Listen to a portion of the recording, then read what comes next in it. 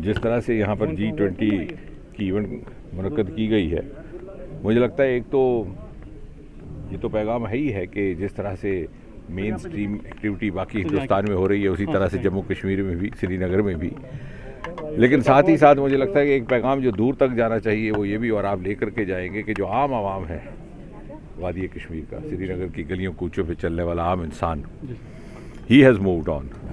वो मोदी जी की इस यात्रा का हिस्सा बन करके आगे बढ़ना चाहता है, क्योंकि हम ये ना भूलें कि कश्मीर का नौजवान बेहद ज़हीन है, आकांक्षी है, एस्पिरेशनल है, फॉरवर्ड लुकिंग है। वो देख रहा है कि किस तरह से मोदी जी की क़यादत में पिछले 8-9 वर्षों में हिंदुस्तान भर में अनेकों नए मौके, नए क़याम सामने आए हैं। स्टार्टअप की दुनिया में हम तीसरे दर्जे पर आकर के खड़े हो गए। ग्लोबल इनोवेशन इंडेक्स में हम 41 पैदान ऊपर जंप लगा गए। और इसलिए कश्मीर का आम इंसान, आम नौजवान नहीं चाहता वो इन मौक़ों से अपने आप को महरूम रखे।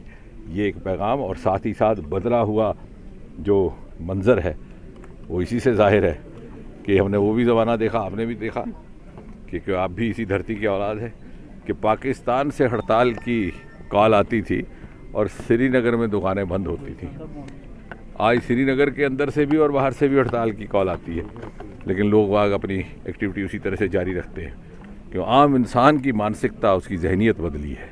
सर ये अब मुझे लग रहा है कि जो लोग आएंगे यहाँ पर, हमारे दोस्त बैरूनी ममालिक से भी, वही हमारे सही एम्बेसडर हैं, वही ये पैगाम लेकर के जाएंगे। जिस तरह का फॉल्स नैरेटिव, ये फॉल्स परसेप्शन ईजाद करने की कोशिश की जा रही है, मैन्युफैक्चर करने की कोशिश की जा रही है, और किन से?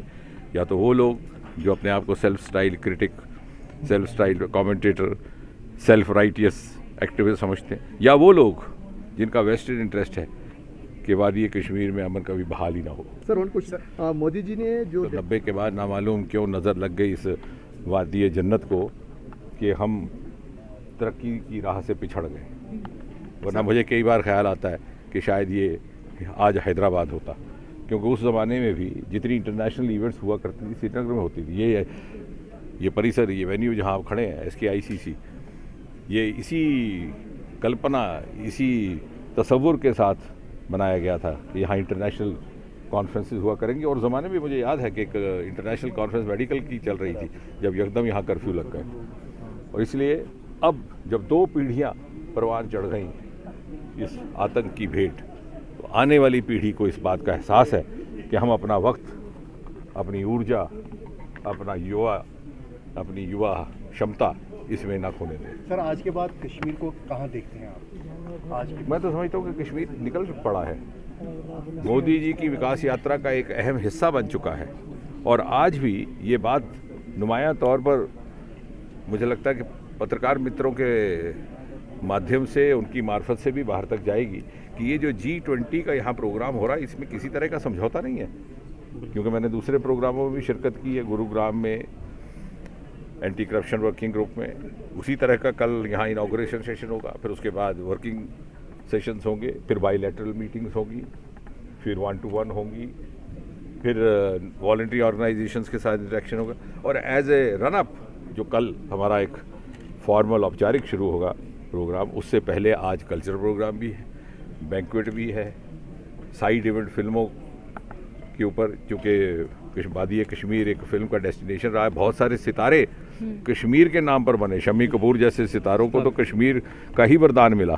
सर अब चूँकि हम सब एक ग्लोबल वर्ल्ड का हिस्सा बन चुके हैं, हिंदुस्तान भी, और इस ग्लोबल वर्ल्ड में हमें हमारे चैलेंजेस भी ग्लोबल, हमारे बेंचमार्क भी ग्लोबल, हमारी तरक्की ग्रोथ भी ग्लोबल, और दुनिया अब मोदी जी की क़यादत को तस्लीम करने लगी है।